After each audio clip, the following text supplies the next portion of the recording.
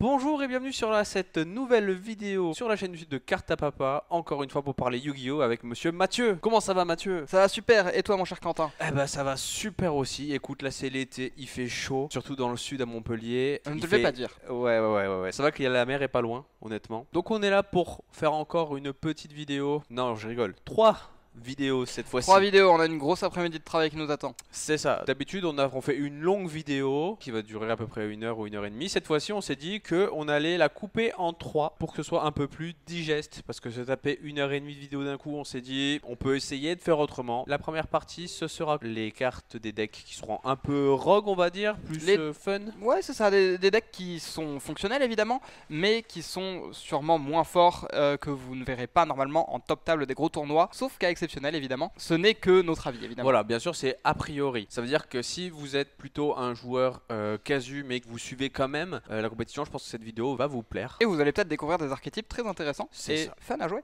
Aussi. Ensuite, il y aura la deuxième vidéo qui, cette fois-ci, sera consacrée à ce qui, a priori, pourrait chambouler la méta. Chambouler peut-être pas, mais en tout cas se faire une place. Une place dans la méta. Et on terminera par une troisième vidéo où là, on se concentrera sur les singles, sur les staples, quoi. Voilà. Les staples et les cartes qui supportent un archétype mais qui sortent toutes seules sans une grosse vague de support. Voilà, c'est les cartes qui se baladent toutes seules dans l'extension, voilà, qui n'ont pas de gros support a priori. Il n'y a pas plusieurs cartes, il y a juste une carte qui est là pour nous faire kiffer. Pour nous ça change pas grand chose évidemment, on va toujours se taper une bonne session de recording, mais pour vous C'est ça ça. sera normalement plus digeste. Voilà, exactement, c'est le but. N'hésitez pas à nous dire dans les commentaires, d'ailleurs à l'Open et même au CDF qu'on revient, des gens aiment beaucoup notre format, sache-le, ils aiment bien. Enfin, j'ai eu des retours comme ça, des gens qui sont venus me voir au CDF et qui m'ont dit que franchement le concept était grave cool, Fait qu'on plaisir. présentait bien, du coup ça fait hyper plaisir, merci à vous, abonnez-vous, c'est Activez la important. cloche, Voilà, la mettez un cloche. commentaire pour le référencement, tout ça. Bien sûr, c'est la base. On est parti de suite avec donc la vidéo sur les archétypes un peu fun. Et donc on va commencer par... Monarque. Donc Monarque, un archétype qui est quand même très très vieux, qui date des tout débuts de Yu-Gi-Oh! Ah oui. Je sais que déjà en GOT, ils en jouaient déjà. Oui, les Monarques ont commencé à sortir déjà en GOT c'est GOT. 2005, ça veut dire que c'est je pense, un des plus vieux archétypes, si ce n'est l'un des premiers archétypes, si on peut appeler ça d'archétype. Et du coup ça fait plaisir de voir encore du support sortir aujourd'hui. Mais ça fait plaisir mais pas trop. Parce que les monarques, on connaît leur mécanique de jeu. Quand je vois du support monarque, moi j'ai peur. Ça fait un peu peur. Du coup, un deck qui a eu du support quand même en 2016, je crois, avec un structure deck qui était extrêmement fort et qui l'a propulsé en top deck de la méta, tout simplement. Nous avons un fan de l'archétype derrière la caméra, évidemment.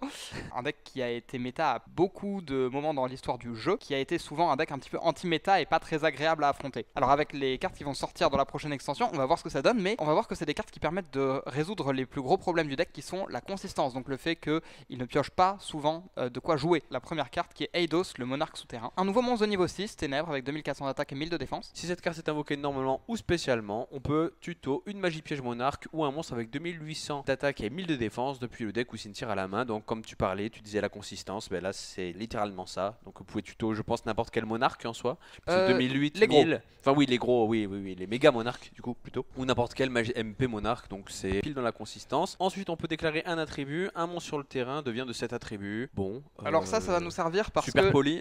Alors non, ça va nous servir parce que les gros monarques gagnent des effets en fonction des attributs sacrifiés. Et donc ça va nous permettre d'avoir les effets bonus tout simplement. Comme Mega Raiza qui peut renvoyer une carte du terrain et une du cimetière dans le deck et à la main. Et qui peut renvoyer une carte supplémentaire s'il a sacrifié un monstre vent, je crois. Ok, oui, bah oui, c'est Raiza. Oui, Oui, c'est bah Mega oui, Raiza. oui, c'est- Et du coup, c'est- tous du coup, les c'est le gros vent, monarques, ouais. les méga monarques ont ce genre d'effet bonus. Et donc le fait de pouvoir moduler son attribut ou l'attribut d'un autre monstre, ça nous permet d'avoir ces effets bonus. Donc encore un effet très bien ciblé. Si vous invoquez par sacrifice un monstre avec 1000 de défense et minimum 2400 d'attaque, donc n'importe quel monarque a priori, là cette fois-ci, tant que cette carte est dans votre cimetière, vous pouvez ajouter cette carte à votre main ou l'invoquer spécialement, ça recycle quoi. Hein. Oui, et ça va nous intéresser parce qu'on verra qu'il y a une carte plus tard qui nous permet de le mettre au cimetière très très facilement. Et donc si on l'invoque spécialement avec cet effet, on peut activer son premier effet parce que, notamment par rapport à tous les autres monarques qui normalement activent leurs effets à l'invocation par sacrifice, lui peut l'activer aussi à l'invocation spéciale d'ajouter une magie piège monarque ou un monstre à 2800 1000 depuis le deck ou cimetière à la main. Là où ça nous intéresse aussi, c'est parce que ce sera la cible principale à Heiser, monarque du structure deck de 2016 donc, qui lui à l'invocation peut envoyer 2 magies pièges monarques du deck au cimetière cimetière pour invoquer un monarque du deck. Et jusque-là, les monarques n'avaient leurs effets que quand elles étaient invoquées par sacrifice, en tout cas pour la très grande majorité, et donc on n'avait pas grand-chose à faire avec le monstre qu'on invoquait.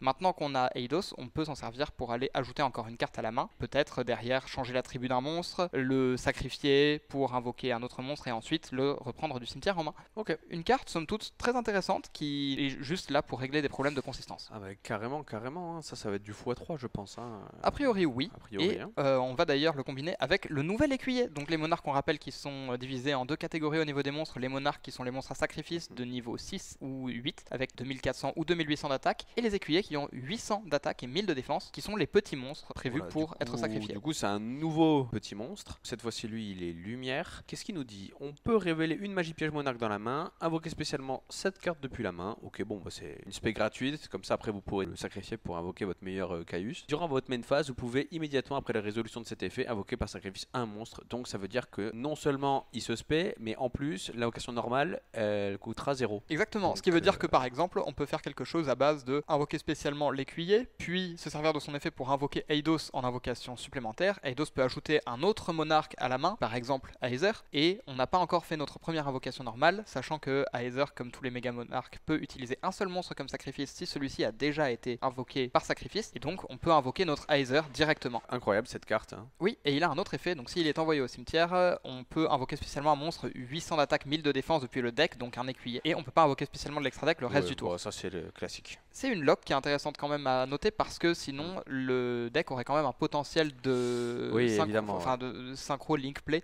assez intéressant. Il reste quand même bloqué dans les invocations par sacrifice. Heureusement. Oui, bien sûr. Et on peut noter que le monstre qu'on va vouloir invoquer spécialement depuis le deck la plupart du temps risque d'être Idea. Donc Idea qui va pouvoir, quand il est invoqué, invoquer un autre écuyer depuis le deck qui est Eidos de mémoire, donc l'écuyer du monarque qu'on a juste au-dessus, qu'on n'avait pas encore, et qui lui nous donne encore une invocation par sacrifice. Et donc avec l'invocation spéciale de Tessera, puis son extra norme pour invoquer par sacrifice un monstre, on peut ensuite invoquer spécialement du deck Idea qui nous invoque Eidos, lui nous donne une autre invocation par sacrifice. Encore et donc on n'a pas encore invoqué normalement, qu'on a déjà invoqué 2 fois par sacrifice, et donc on peut invoquer 3 fois par sacrifice dans le même tour. Eh ben, donc là on est sur du vrai support. Hein. Vrai support en tout cas effectivement, et en plus les écuyers qu'on va pouvoir aller chercher sont des cartes qu'on avait du mal à accéder justement jusque là, et donc le fait d'en avoir 3 copies supplémentaires avec les Tessera nous donnera un bon boost de consistance en tout cas pour piocher à la fois un monarque et un écuyer. Surtout que monarque c'est pas un mauvais deck en soi depuis, ça a toujours été là, hein. T'as toujours des gens qui viennent au local et qui sortent monarque parce que ça les fait kiffer. Exactement. Et là ça va être encore moins kiffant. On a encore 3 magies pièges à aller regarder. Stratagème des monarques, du coup c'est une magie normale, on va envoyer une magie piège monarque sauf elle-même depuis le deck au cimetière, du coup on va foolish une magie piège monarque. Il me semble qu'il y a des magies pièges monarques qui se bannissent. Alors on en a plusieurs. On va avoir magie de consistance dont j'ai oublié le nom. Ah, panthéisme. Merci derrière la caméra. Évidemment. Donc panthéisme qui peut défausser une magie piège monarque pour piocher 2 cartes ou se bannir du cimetière pour révéler 3 magies pièges monarques, et on en ajoute une que l'adversaire choisit à la main. Ça nous permet en révélant 3 fois la même carte de choisir quoi ajouter, ce qui veut dire que c'est une tuto plus ou moins gratuite. Et en même temps on a d'autres cartes qui ont des effets au cimetière. Cette carte là elle va nous permettre d'être comment dire flexible. Exactement. C'est une carte qui est assez intéressante. C'est comme un objet de sacrifice inutile, sauf qu'elle s'appelle monarque, donc elle est potentiellement tutorisable, et elle va nous permettre d'avoir juste le nom monarque. Elle a un autre effet dans le cimetière en plus. Oui, du coup si cette carte est bannie, on peut cibler un monstre face recto contrôlé par mon adversaire, donc ça c'est le coup.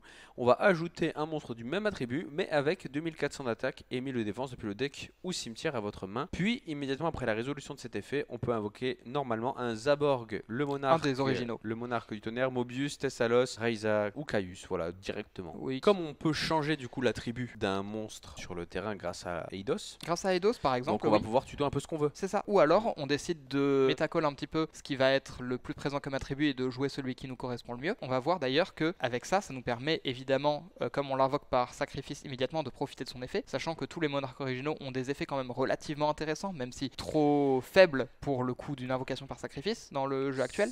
Mais le fait d'y avoir accès en effet rapide, on pense spécifiquement à Caius qui a été extrêmement fort dans beaucoup de formats du jeu parce qu'il bannit n'importe quelle carte sur le terrain à l'invocation. Ça reste quand même fort comme effet. Et comme il est ténèbres en plus, ça veut dire Ouais. qu'il suffit que l'adversaire ait un monstre ténèbres. Comme Ténèbres, c'est genre 90% des cartes du jeu. C'est extrêmement fort. C'est très fort. Deuxième spell, du coup, la deuxième magie normale, Rébellion des monarques. On va pouvoir défausser une carte, révéler 3 monstres avec 800 au minimum 2400 d'attaque et 1000 de défense depuis le deck. Mon adversaire en choisit un pour en ajouter un à votre main. Vous envoyez le reste au cimetière et aussi vous ne pouvez pas invoquer spécialement depuis l'extra deck. Ok, c'est la log de l'extra. Donc on peut tuto un peu. On peut tuto n'importe quel écuyer ou monarque. C'est ça. À noter, il y a deux choses. C'est que on peut, de ce que je vois là en tout cas, révéler 3 fois le même, mais ça nous intéresse pas nécessairement. Parce que si on regarde les deux monstres révélés précédemment, donc le monarque Eidos et l'écuyer Tessera, on remarque qu'ils ont tous les deux un effet quand ils sont dans le cimetière. Le Eidos, si on invoque par sacrifice un monstre avec 1000 de défense, donc un monarque, on peut l'ajouter à la main ou l'invoquer spécialement encore mieux du cimetière. Si l'adversaire choisit de nous le mettre au cimetière, quand on invoquera par sacrifice, il pourra se réinvoquer. La transpiration du gars en face, Et c'est horrible. Exactement. Et on a Tessera, donc qui lui, s'il va au cimetière, il invoque spécialement un écuyer depuis le deck, ce qui nous rend la tâche beaucoup plus facile pour faire des invocations supplémentaires. Ce qui veut dire que si on révèle un de chaque, déjà, c'est des cartes que l'adversaire ne veut pas nous mettre au cimetière ni dans la main. On peut s'en servir plutôt que de prendre une carte à coup sûr, aller chercher plusieurs cartes différentes qui ont tout un effet bonus dans le cimetière. Ça veut dire que dès que vous allez activer cette carte-là, votre adversaire, il va être en PLS. Littéralement, parce qu'il sera en mode, bon, déjà, il va sûrement pas connaître les cartes. Exactement. Et en plus, il va regarder les cartes, il va faire, ouf, est-ce que celle-là, j'ai envie de l'envoyer au cimetière? Est-ce que celle-là, j'ai envie de la tuto? Ça va faire transpirer un peu, je pense, cette carte-là. Exactement. Et on peut également se dire qu'on peut ajouter un autre écuyer à la main, parce que son effet du cimetière, c'est qu'on peut la bannir pour invoquer un écuyer depuis la main. Ce qui nous permet donc que si l'adversaire nous laisse un monstre dans la main qui n'a pas d'effet pour s'invoquer spécialement et qui n'est pas un monstre invoqué par sacrifice, on peut l'invoquer spécialement avec la rébellion justement. En parlant d'écuyer, je vais vous parler de la TCG exclusive qui a les statistiques des écuyers, donc 800 d'attaque et 1000 de défense, et qui donc est tutorisable par toutes les cartes qui ajoutent des écuyers à la main. Donc cette carte spécifiquement. Et ça peut être très intéressant. Seal Strange Sacrifice, monstre de niveau 1, guerrier lumière. S'il est dans la main ou le cimetière, on peut révéler un monstre de niveau 5 ou plus dans la main pour activer un de ses effets. Il a 3 effets différents qu'on pourra chacun activer une fois par tour en révélant un monstre de niveau 5 ou plus dans la main. Donc soit on peut l'invoquer de la main s'il est dans la main, soit on peut l'ajouter du cimetière à la main s'il est au cimetière, ou alors s'il est au cimetière on peut le bannir pour ajouter un monstre de niveau 5 ou plus du cimetière à la main. Ce qui veut dire que par exemple s'il est dans notre main et qu'on a un monstre à révéler, on peut révéler le monstre, l'invoquer spécialement, le sacrifier pour invoquer un monstre. Si on a encore quelque chose à révéler, on peut de nouveau révéler le monstre pour le reprendre en main. Peut-être que après ça on va pouvoir le défausser pour un effet et ensuite révéler encore un monstre pour le bannir et ajouter un monstre du cimetière à la main, ce qui nous permet de faire beaucoup de cartes advantage avec lui à chaque tour. Ça peut être une carte assez intéressante en one-off dans les decks monarques parce qu'il est accessible via IDEA et via cette magie justement, la rébellion, et ça nous permet d'avoir beaucoup de matériel, des cartes en main et des cartes à sacrifier. Exclusive sympathique. Exactement. La dernière carte monarque, ça va être une carte qui nous donne des interruptions. Ça, franchement, une chose dont le deck manquait un petit peu, ouais. Exactement. Un piège continu, du coup c'est l'apogée des monarques. Une fois par chaîne, si votre adversaire invoque spécialement un ou plusieurs monstres et que vous contrôlez un monstre invoqué par sacrifice, vous pouvez bannir une magie piège monarque depuis votre cimetière, puis activer un de ses effets. Vous ne pouvez utiliser que chaque effet bien sûr, une fois par tour. On va avoir le choix entre 6 effets. Détruire un monstre sur le terrain, détruisez max 2 magies pièges sur le terrain, défaussez une carte au hasard de la main de votre adversaire, détruisez une carte face verso sur le terrain, placez une carte sur le terrain au-dessus du deck, donc c'est placé. Oui. J'insiste sur le placé. Bannissez une carte sur le terrain. Qu'est-ce qu'on remarque avec tous ces effets? Ça ne cible pas. Alors ça ne cible pas, mais c'est aussi tous les effets des monarques originaux. Et oui, effectivement. Une fois par chaîne, si l'adversaire invoque spécialement un ou plusieurs monstres, tant qu'on contrôle notre monstre invoqué par sacrifice évidemment, on va pouvoir, tant qu'on a des magies pièges monarques à bannir dans le cimetière, profiter des effets des monarques originaux, qui, comme je l'ai dit plus tôt, sont relativement intéressants, juste trop faibles pour être bloqués derrière une invocation par sacrifice à l'heure actuelle. On pense notamment à placer une carte du terrain sur le deck pour l'effet de Raiza, bannir une carte du terrain avec Caius, qui sont deux effets extrêmement forts, qui seront maintenant accessibles via l'apogée des monarques. On a un peu le résumé de Yu-Gi-Oh aujourd'hui. Exactement. C'est vraiment tous vos monarques, ils avaient tous des effets, maintenant juste en une carte, choisissez. Exactement, et on peut tous les faire une fois par tour. En plus de ça, on va pouvoir utiliser cette carte pour bannir le stratagème des monarques, donc la première magie dont on a parlé pendant le tour de l'adversaire. Quand elle est bannie, je le rappelle, on cible un monstre adverse, on ajoute un monarque du même attribut à la main et on l'invoque tout de suite. Et donc, ça nous permet de réactiver l'un des effets des monarques, par exemple un Caius. C'est assez incroyable, parce qu'en plus, avec tout ça, il redonne un peu vie aux anciens monarques. Exactement. Donc, alors moi, ce que je trouve très intéressant, c'est que le game plan du deck d'invoquer par sacrifice est de faire de la value petit à petit, même si la petit à petit c'est plus rapide que ça l'était avant, et c'est toujours respecté. Ça nous donne envie d'utiliser les cartes monarques qui étaient jouées jusque-là. Donc on est sur un support quand même, c'est assez balèze. Hein. Bon, comme c'est dans la vidéo plus rock, tout ça, tu penses que c'est quand même pas assez fort aujourd'hui? Pas Non, encore. ça ne le sera pas. Le problème du deck, c'est que même si on lui a donné de la consistance, il a toujours des problèmes en go second. Il a des problèmes sur la puissance de son board parce que si sa piège se fait gérer, par exemple, il a plus beaucoup d'interruptions. On va dire que les problèmes de consistance ont été réglés, mais le deck reste plus faible que tous les decks Yu-Gi-Oh modernes. Ok. Ça veut pas dire qu'il est injouable. Il est Oh non, je pense que c'est quand même vachement jouable en local. sans aucun problème, et même en WCQ. Oui, même en WCQ. Oui. En plus, ça peut vachement surprendre parce que les monarques, bon, c'est connu de tout le monde, mais ce nouveau support, celui qui est pas à jour sur le support, il peut vite se faire surprendre. Là, quand je regarde la piège, je me dis, ça peut être assez colossal et avoir un vrai impact. En soi, peut-être pas en YCS, mais WCQ ou local, franchement, vous pouvez vous régaler. Donc, on va pouvoir passer du coup au deuxième archétype un peu fun, un archétype que j'aime pas mal, que j'aime beaucoup. Enfin, je trouve les designs des cartes super sympas. C'est très rigolo en tout Donc, cas. c'est du support de l'hamburger. Nouvelle. Oui, c'est nouvelle du coup. Donc oui, nous on c'est, est français en plus, ouais. ça nous fait plaisir. Nouvelle qui est un archétype basé autour du Angry Burger. Voilà, Angry Burger, le burger affamé, qui est un deck qui est sorti il y a quelques années à ce stade. Je suis si vieux que ça? Ouais, Le moi support aussi. nouvelle? Ouais. C'est Wissou, voilà, ok. Ça, c'est bien, on a le souffleur derrière. On a un souffleur derrière. La première, ça va être le chef de nouvelle. Ce qui est rigolo, c'est qu'en japonais, c'est chef de nouvelle aussi, et en anglais, chef de nouvelle aussi. Donc nous, on a la VO. Elle est pour nous. C'est une carte pendule, donc c'est un démon. Lumière niveau 3, 1000 d'attaque, 1850 de défense, et l'échelle pendule 0. Donc ça, c'est pas mal. Donc on va commencer par l'effet pendule. Durant votre main phase, si cette carte a été activée ce tour, vous pouvez tuto une carte nouvelle, sauf un monstre pendule, depuis le deck à la main. Ok, une tuto, très bien. Si un ou plusieurs monstres sont invoqués spécialement sur le terrain de votre adversaire, sauf durant la damage step, vous pouvez invoquer spécialement cette carte depuis la zone MP, voilà, vu que c'est son effet pendule. Et je rappelle que on a dans l'archétype nouvelle une carte qui invoque un monstre directement sur le terrain de l'adversaire. Donc on peut activer cet effet nous-mêmes. Ok. Donc on va pouvoir enchaîner du coup avec l'effet de monstre. Donc si cette carte sur le terrain est sacrifiée et ajoutée à l'extra deck face recto, donc forcément c'est un monstre pendule, donc bon, faut juste qu'elle soit sacrifiée. On peut placer cette carte dans la zone pendule à la place, donc c'est plutôt pas mal. Du coup, sacrifier, ça veut dire que même quand vous faites une invocation rituelle, ça sacrifie en fait avec la magie répudiée. Voilà, spécifiquement. À noter qu'il est placé ici et non pas activé, donc on ne pourra pas activer son effet de tuto. Ce qui veut dire que pour l'activer, il faut vraiment le mettre dans la zone pendule depuis la main. Vous ne pouvez pas activer les effets suivants de chef de nouvelles dans la même chaîne. Donc deux effets. Une fois par tour, en effet rapide, on peut cibler un monstre à effet sur le terrain. On va augmenter son niveau de max 3. Donc si vous voulez embêter votre adversaire et qu'il fasse pas des synchros ou des Xyz, eh bien, au moins vous l'embêtez. Et l'autre utilité, c'est qu'on peut cibler nos propres monstres rituels nouvelles qui ont tous des effets quand ils sont ciblés par un effet de monstre pour invoquer le rituel suivant depuis le deck. Ça peut embêter l'adversaire et ça peut nous régaler nous, donc c'est très bien. Et le deuxième effet, c'est qu'une fois par tour, si mon adversaire invoque spécialement un ou plusieurs monstres, sauf durant la damage step, on peut bannir une magie rituelle recette depuis la main, deck ou cimetière et appliquer l'effet d'activation de la carte qui invoque rituellement un monstre. Ah oui, donc là en termes de rituel, on passe à un autre carte. Et alors ça nous permet d'invoquer tout simplement par rituel pendant le tour adverse. C'est une carte qui règle un peu des problèmes du deck, de la consistance en plus parce que son effet pendule ajoute une carte à la main. Il nous permet aussi d'activer nous-mêmes les effets des monstres rituels qui souvent étaient bloqués parce qu'on devait attendre que l'adversaire nous cible et il voulait pas. Et il nous permet également d'invoquer par rituel une fois supplémentaire, ce qui est vraiment pas mauvais du tout. On fait des rituels sans utiliser la magie rituelle, on la bannit. Exactement. Coup, et on peut enchaîner donc avec le livre de recettes de nouvelles. C'est une magie continue qui dit que tant qu'on contrôle un monstre nouvelle, les monstres contrôlés par l'adversaire sont changés en position d'attaque parce que ça va combiner avec l'effet du monstre suivant. Parce que normalement, les effets des monstres nouvelles s'activent quand l'adversaire nous attaque, mais il avait qu'à mettre ses monstres en défense. Donc là, on les met en attaque. Un autre effet continu, c'est quand un ou plusieurs monstres sont sacrifiés par l'effet d'un monstre rituel, l'adversaire perd 850 points de vie. Et comme le burn. Voilà, les monstres se sacrifient, donc c'est un petit peu du burn au grind, encore une fois, ou pour finir une game, pour gagner au time, ça peut avoir plusieurs utilités. Et à part ça, une fois par tour, si on invoque spécialement un ou plusieurs monstres rituels, on peut en cibler un, ajouter une carte recette ou nouvelle depuis le deck à la main, sauf une magie continue, donc sauf elle-même en gros. Je crois pas qu'il y a d'autres magies continues. Et on augmente le niveau du monstre rituel qu'on a invoqué de 1. Ça nous permet plusieurs choses. Ça nous permet de cibler un monstre rituel pour activer son effet. Ça nous permet d'ajouter des cartes magie rituelle ou des cartes nouvelles, donc les monstres, depuis le deck à la main. Et c'est en même temps une carte qui va générer du burn et qui va passer les monstres adverses en attaque. Une grosse carte. Une carte qui est intéressante.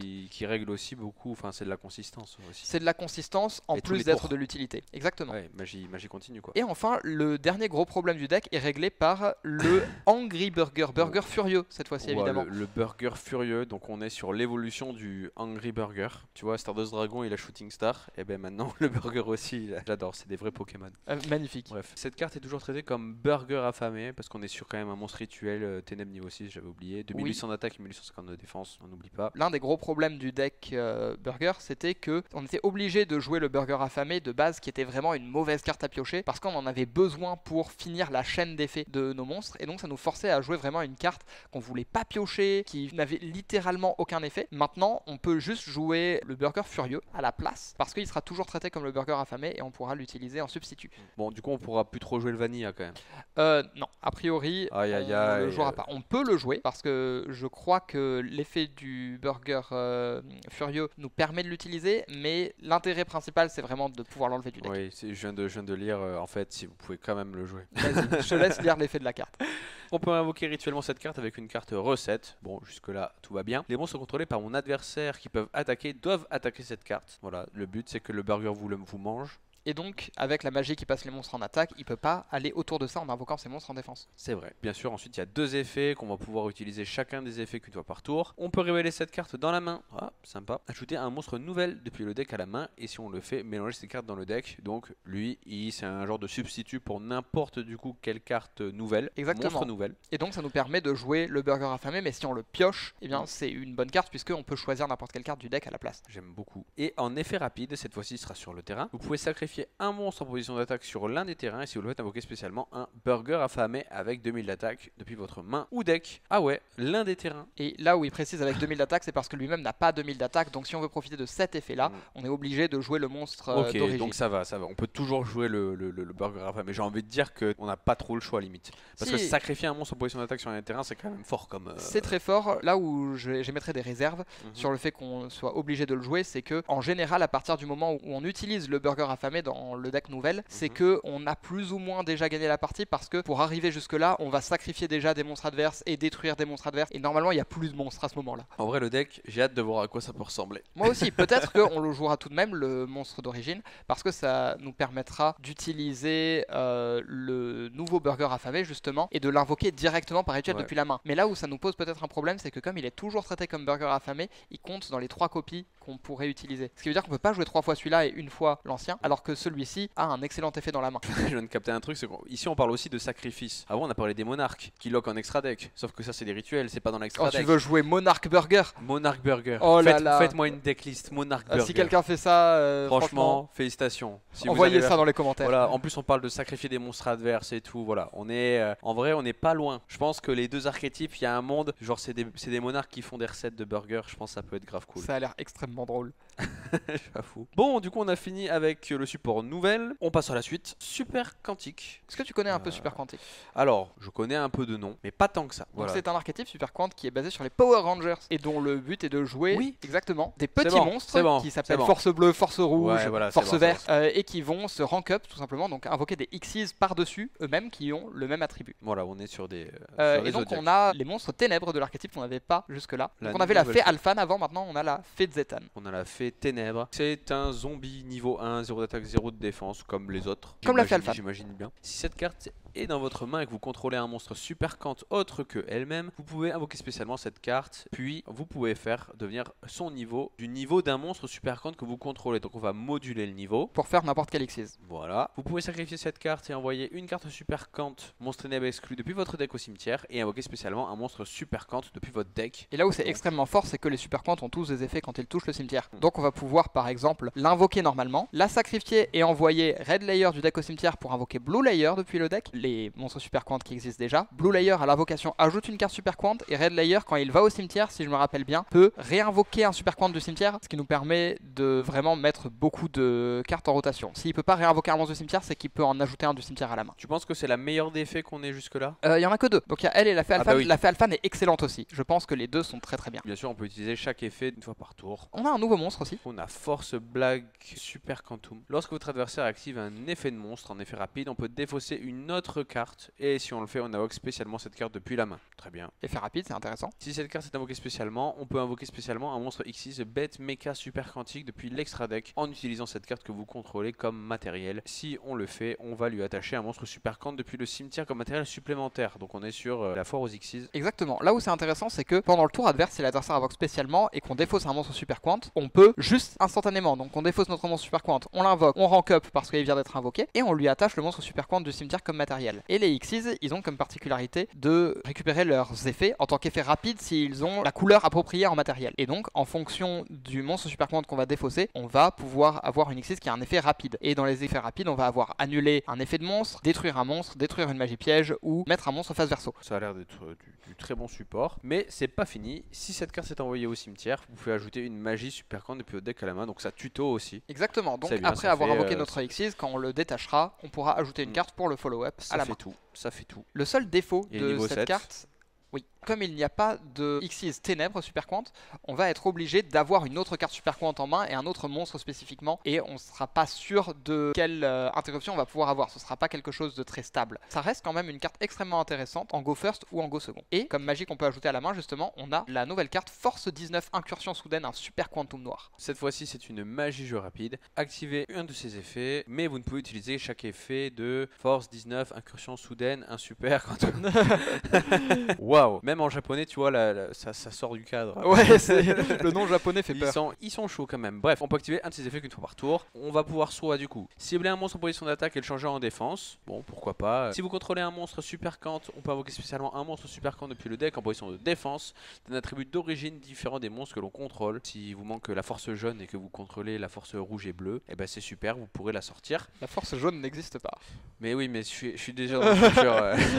Je suis déjà dans le futur. Dernier effet, on peut poser une piège super quant depuis votre deck et il peut être activé ce tour. Bon, faut voir les pièges, des targets. La piège super quant n'est pas incroyable, mais peut-être qu'elle sera jouée grâce à ça. Au moins on peut la sortir. L'effet qui nous intéresse, c'est vraiment invoqué depuis le deck. J'imagine bien. Donc super quant, qui est un archétype qui était relativement intéressant, avec des effets très modernes quand même par rapport à son âge, qui commence à être un peu vieux. Et bien avec ce support, je pense que le deck deviendra jouable à niveau local, voire régional. Ma foi, ça a l'air de réparer pas mal de problèmes de consistance. De toute façon, les supports aujourd'hui, c'est surtout de la consistance et du pouvoir en plus. Ouais. Prochain archétype, c'est parti. Nous avons un support Fiend Fairy, donc démon et elfe, qui peut servir de support à plusieurs archétypes différents. Donc on peut penser notamment à Dark World, non pas Dark World, Dark Lord. On peut penser à mon deck préféré, Burning Abyss, parmi la liste. Donc on va lire les cartes et en fait elles sont vraiment faites pour ce deck. C'est des TCG exclusives celles-ci, ça veut dire qu'ils les ont pas eu en OCG et que donc on ne sait pas exactement quel est leur potentiel. Donc on va avoir un monstre de niveau 3 qui s'appelle Buyo the Dawn's Light. C'est un démon de niveau 3 ténèbres qui dit que tant qu'il est sur le terrain, les monstres dans la zone tout à gauche et tout à droite ne peuvent pas être détruits par des effets de cartes, ce qui empêche notamment les monstres Abyss Ardent de s'auto-détruire par leurs effets si on les met dans ces zones-là. Oui, c'est du support BA. Hein. Oui, et il a deux effets en plus qui ne sont activables chacun qu'une fois par tour. S'il est dans la main, on peut annuler les effets d'un démon qu'on contrôle et on l'invoque spécialement depuis la main, ce qui nous permet d'avoir un deuxième monstre de niveau 3 sur le terrain, et comme on annule les effets d'un monstre Abyss Ardent, il ne se détruit pas. Et s'il va au cimetière, on peut ajouter une Mutiny in the Sky, qui est une nouvelle magie que je vais vous lire maintenant. Donc s'il est envoyé au cimetière, il ajoute cette nouvelle magie, qui est une magie normale, qui nous permet d'invoquer par fusion un monstre démon ou elfe depuis l'extra deck. On rappelle que Purple Dante, donc la fusion Abyss Ardent, est un elfe et demande 3 Abyss Ardent. En mélangeant des démons et des elfes, on invoque par fusion en mélangeant du cimetière, et si elle est au cimetière, on peut envoyer un démon ou un elfe depuis la main ou terrain au cimetière pour l'ajouter à la main. Ce qui nous permet tout simplement de l'envoyer au cimetière avec l'effet de Dante spécifiquement pour aller la récupérer si jamais elle touche le cimetière avant qu'on puisse l'ajouter à la main avec notre petit niveau 3. Et on a un nouveau monstre fusion, donc Lius the Dusk Dark, qui est un monstre démon ténèbres niveau 8 qui demande 3 démons et ou elfes. Alors lui, il a deux utilités. Soit on peut l'invoquer avec la magie que je viens d'évoquer, soit on peut l'invoquer avec Sequentia, la lien 2 Fiendsmith, parce qu'elle invoque n'importe quel monstre démon et que lui, ses matériels, c'est 3 monstres démons et ou elfes qui sont dans le cimetière. Donc il faut vraiment qu'on utilise une carte qui prend des monstres du cimetière pour l'invoquer. Et Sequentia peut le faire. C'est un monstre qui dit, comme notre petit niveau 3 de tout à l'heure, les monstres dans la zone tout à gauche et tout à droite ne peuvent pas être détruits, ce qui nous permet de l'avoir en même temps que des monstres Abyss Ardent sur le terrain. Et il a des effets qui sont une fois par tour. Donc une fois par tour, on peut cibler une carte que l'adversaire contrôle, envoyer un démon ou elfe du deck au cimetière pour détruire la cible. Ce n'est pas un effet rapide, mais ça peut être intéressant. Si une autre notre carte qu'on contrôle est détruite par un effet de carte, sauf durant la damage step, on peut détruire une carte sur le terrain en la ciblant. Ce qui nous donne des interruptions supplémentaires si on arrive à détruire nos propres cartes. C'est 3 petites cartes qui sont très sympathiques, qui donnent du support au deck démon et elfe en général, et spécifiquement à Abyss Ardent en lui donnant des protections sur ses monstres pour essayer d'en profiter. Il y avait vraiment besoin de support pour des decks démons. Demon Link. C'est vrai que Fiendsmith c'est un deck extrêmement fort. Je pense qu'on pourra avoir des piles assez sympathiques avec les Fiendsmith, les Unchained et des choses comme ça. Surtout que l'avantage de Lus, la fusion qu'on vient de voir, c'est que avec Sequentia justement, qui nous permet de l'invoquer en utilisant des cartes de l'extra deck, ça nous permet d'avoir un moyen de l'invoquer qui recycle 3 démons. Et ça peut être super intéressant parce que des fois on manque de moyens de recycler nos démons. C'est CG exclusive, hein. On verra ce que les gens feront avec. On verra les gens ce que ça donnera. Vont cooker avec, si on peut appeler ça. Ouais. Ça comme ça. Le dernier, c'est pas exactement du support, enfin un petit peu, mais c'est plutôt un nouvel archétype, je dirais, qui est Psychic. Donc on a des nouvelles cartes qui sont des psychiques et qui vont nous créer un nouveau deck un petit peu synchro. Oula, il y a beaucoup. Il y a beaucoup de cartes. Donc on a 4 monstres de main deck, plus une fusion, 3 synchros, 2 magie. En fait, ils ont donné un nom à un archétype psychique. C'est des cartes qui sont toujours génériques pour les cartes psychiques. D'accord, ok, ouais.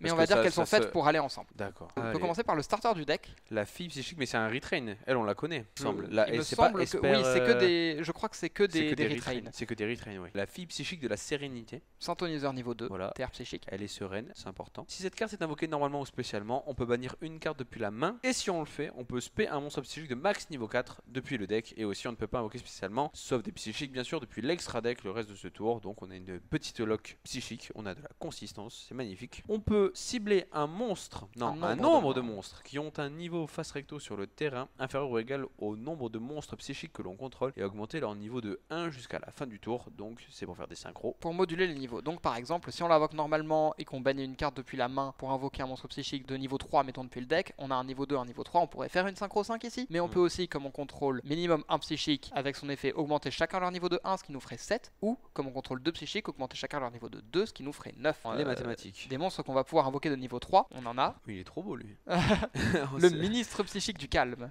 Ouais, on dirait le UFO. UFOroid. Ouais, UFOroid avec Tempest dessus là. Ah oui, on dirait, il a un peu la tête de Tempest. UFO Warrior, je crois. Ouais, voilà, UFO, la fusion. Oui, la fusion de Jaden et Cyrus. Ouais, c'est ça. Bon, bah, c'est sa version Toon du coup.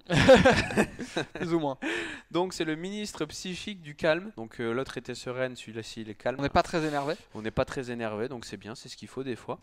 Donc, si on contrôle un monstre psychique autre que lui-même, on peut spé cette carte depuis la main en défense. Très bien. On ne peut invoquer spécialement, bien sûr, qu'une fois par tour de cette façon. On peut bannir cette carte et un autre monstre psychique depuis le cimetière, puis cibler un monstre face recto sur le terrain et le bannir jusqu'à la end phase. Ça nous sert à deux choses différentes. Ouais. Soit à bannir nos propres monstres pour activer leurs effets, parce que certains ont des effets dans la zone bannie, des choses comme ça. Soit juste à bannir un monstre adverse jusqu'à la fin du tour pour se débarrasser d'une menace. C'est pas un effet rapide, mais ça nous permet peut-être d'aller attaquer pour tuer l'adversaire, ou peut-être de se débarrasser d'une carte qui protège les autres cartes de l'adversaire pour pouvoir s'en débarrasser. Bon, ça cible, hein, mais bon. Ça cible. Encore un retrain d'une carte qui existait. Ah ouais, waouh. Franchement, ils ont fait des efforts.